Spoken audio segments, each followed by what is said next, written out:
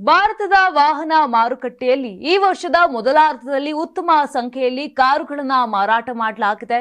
ಗ್ರಾಹಕರು ಕೂಡ ನಾ ಮುಂದು ತಾ ಮುಂದು ಎಂಬಂತೆ ಖರೀದಿಯನ್ನ ಮಾಡ್ತಿದ್ದಾರೆ. ಇತ್ತೀಚೆಗೆ ಜನವರಿಯಿಂದ ಜೂನ್ ಅವಧಿಯಲ್ಲಿ ಅತಿ ಹೆಚ್ಚಿನ ಸಂಖ್ಯೆಯಲ್ಲಿ ಮಾರಾಟಗೊಂಡ ಪ್ರಮುಖ 10 ಕಾರುಗಳ ಪಟ್ಟಿ ಪ್ರಕಟಣೆಗೊಂಡಿದೆ. ಮಾರುತಿ ಸುಜುಕಿಯ 6, ಟಾಟಾ 2, ಹ್ಯುಂಡೈ ಹಾಗೂ ಮಹೀಂದ್ರಾ ಕಂಪನಿಯ ತಲಾ 1 ಕಾರುಗಳು ಸ್ಥಾನವನ್ನ ಗಿಟ್ಟಿಸಿಕೊಂಡಿವೆ. ಈ ಪಟ್ಟಿಯಲ್ಲಿ ಮಾರುತಿ ಸುಜುಕಿ ವ್ಯಾಗ್ನರ್ ಹ್ಯಾಚ್ಬ್ಯಾಕ್ ಮೊದಲ ಸ್ಥಾನದಲ್ಲಿದೆ.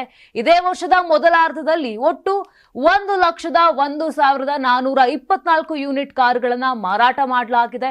ಇನ್ನು 2024ರ ಮೊದಲಾರ್ಧದಲ್ಲಿ 99,668 ಯೂನಿಟ್ಗಳನ್ನು ಮಾರಾಟ ಮಾಡಲಾಗಿತ್ತು.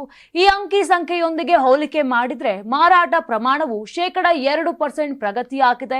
ಇದರ ಎಕ್ಸ್ ಶೋರೂಮ್ ಬೆಲೆ 5.54 ಲಕ್ಷದಿಂದ 7.62 ಲಕ್ಷ ಬೆಲೆಯಲ್ಲಿ ಗ್ರಾಹಕರ ಖರೀದಿಗೆ ದೊರೀತಾ ಇದೆ.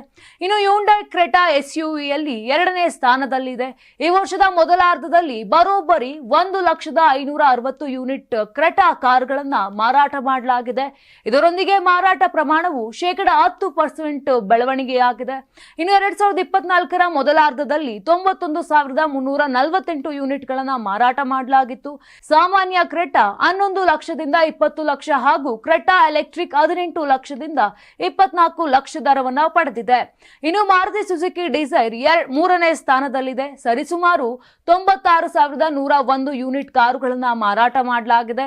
ಮಾರುತಿ ಸುಜುಕಿ ಬ್ರೆಜಾ ಎಸ್ಯುವಿ 4ನೇ ಸ್ಥಾನದಲ್ಲಿದೆ ಮತ್ತು ಇದೇ ವರ್ಷದ ಮೊದಲಾರ್ಧದಲ್ಲಿ 93,729 ಯೂನಿಟ್ ಕಾರುಗಳ ಮಾರಾಟ ಆಗಿದೆ. ಇನ್ನು ಮಾರುತಿ ಸುಜುಕಿ ಶಿಫ್ಟ್ ಹ್ಯಾಚ್ಬ್ಯಾಕ್ 5ನೇ ಸ್ಥಾನದಲ್ಲಿದೆ ಹಾಗೂ 93,098 ಯೂನಿಟ್ ಕಾರುಗಳನ್ನ ಮಾರಾಟ ಮಾಡಲಾಗಿದೆ.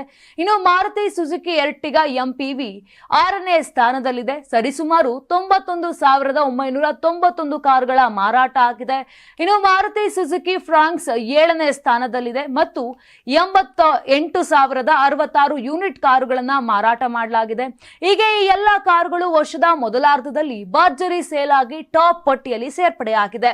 ಇನ್ನು ವೀಕ್ಷಕರೇ, ನಿಮ್ಮ ಪ್ರಕಾರ ಯಾವ ಕಾರ್ ಬೆಸ್ಟ್? ಕಮೆಂಟ್ ಮಾಡಿ ತಿಳಿಸಿ.